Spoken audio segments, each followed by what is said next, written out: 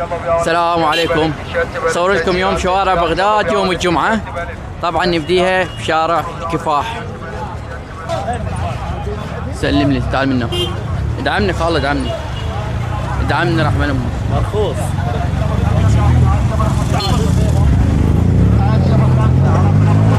آسيا بالخمسة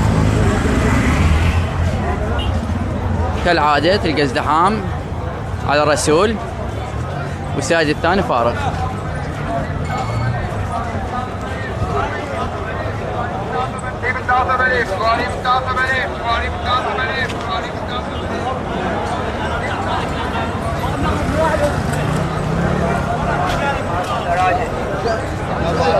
وين تاكل؟ يلا وين اكو باكي هنا؟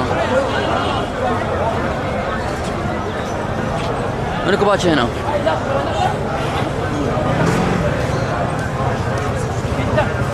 تعال مشان العيني ما تطفى.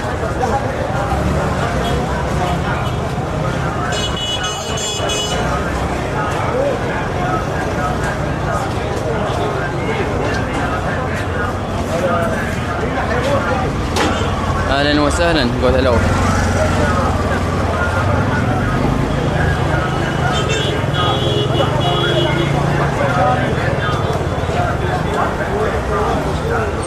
ما له علاقة أنا بعد.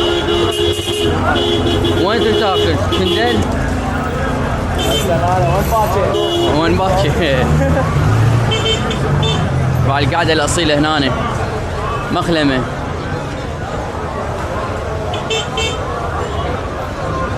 لا لو تموت هناك نقعد تاكل. لو تموت عمش هنا صدق. شوف خالي، شوف سوق الغزل من ناس تحت الوثبة. يوم زخم مو طبيعي. طبعا جيت متاخر فما راح اقدر اصور لكم سوق الغزل بالتحديد او الحيوانات. راح اصور لكم اللي اقدر عليه.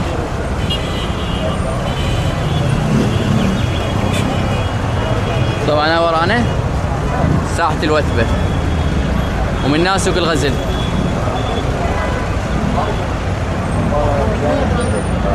ما شاء الله ما شاء الله.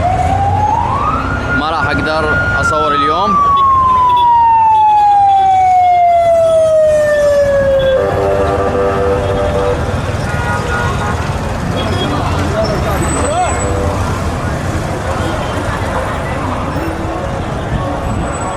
سلم لي خالي.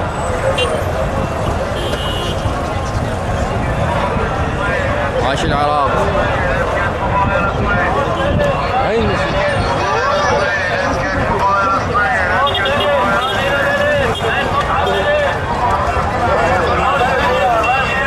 احس عندي نقص بعد سوق الغزل.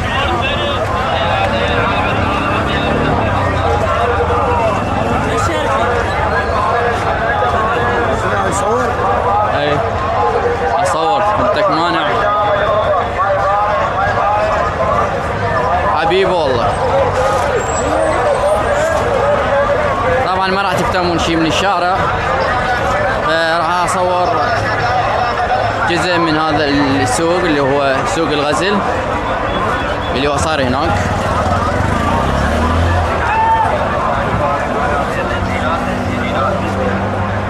حبيبي والله.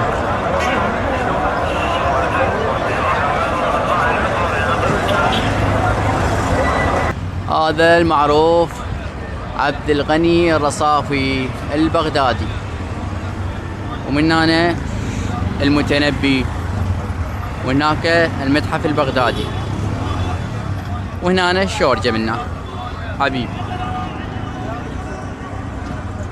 اوكي راح نروح للشارع المتنبي هم نصوره لكم.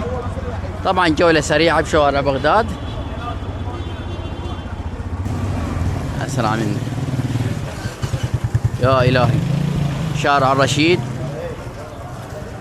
وهذا المترو بس السكة ماكو المترو. كل ما اجي الجمعة ما القاه، شو وقت القاه يشتغل ما ادري. اذا تعرفون يعني يوم يشتغل كتبوا لي بالتعليقات حتى اجي اصوره. لازم اصوره هذا المترو لان شكله مو مطول. اوكي بطريقنا الشارع المتنبي. اوكي شارع المتنبي طبعا مفتوح بكل يوم، بس يوم الجمعة يكون يوم مميز ببعض الفعاليات والأشعار وبعض الأشياء ما موجودة بغير أيام، موجودة فقط يوم الجمعة.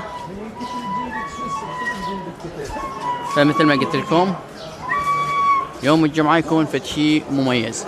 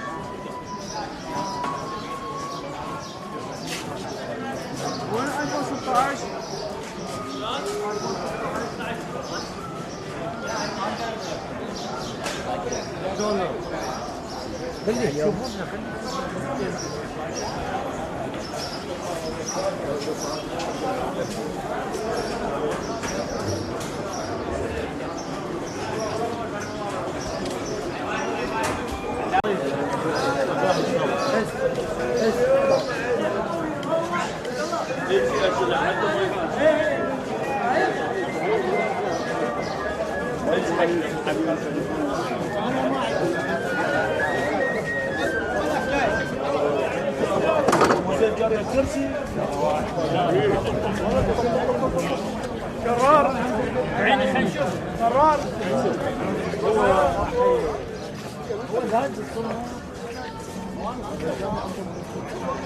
شرار